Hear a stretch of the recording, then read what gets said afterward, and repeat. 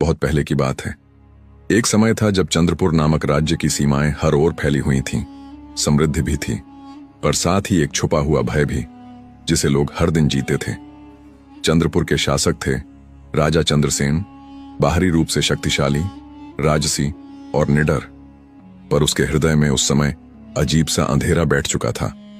वह प्रतिदिन एक नई कन्या से विवाह करता और अगले भोर पर उसे मृत्यु दंड देवा देता। यह भयावह रिवाज धीरे धीरे राज्य का नियम बन गया और लोग किसी भी तरह की विरोध की हिम्मत नहीं कर पाते थे।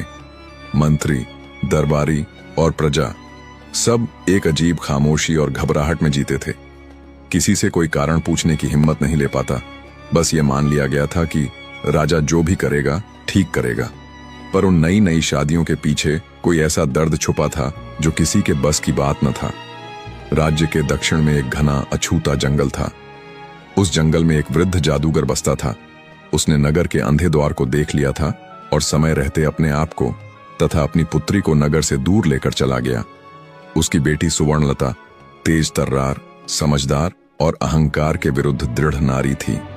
वह अपने पिता की सहायता करती, औषधि, जड़ी बूटी और लोगों के मानसिक दुखों को हराने का काम दोनों मिलकर करते। वे दोनों नगर से अलग पर लोगों के हित में रहते थे। एक दिन जादूगर को किसी जरूरी काम से नगर आना पड़ा। सुवर्णलता ने भी साथ चलने की जिद की।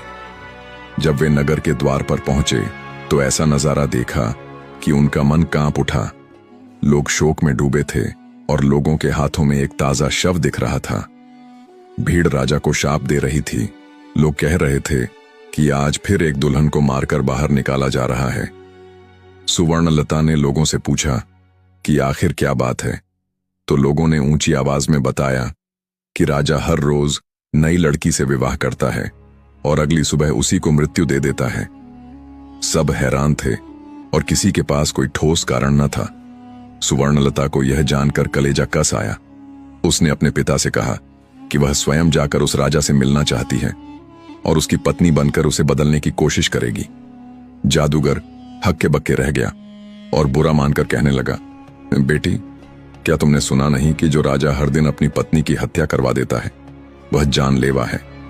पर सुवर्णलता ने निशांत निश्चय के साथ कहा, पिताजी, मुझे मेरी बुद्धि पर, सत्य पर और अपने हृदय पर भरोसा है। अगर मैं एक निर्दयी मन को प्रेम और समझ से बदल सकूं तो इससे बड़ा पुण्य और क्या होगा। और अगर मैं न कर पाऊं तो मृत्यु का हक किसी का नहीं है। मृत्यु तो ऊपर वाले के हाथ में है। उसने हिम्मत दिखाई और महल की ओर चल पड़ी। रास्ते भर उसका मन इन प्रश्नों से भरा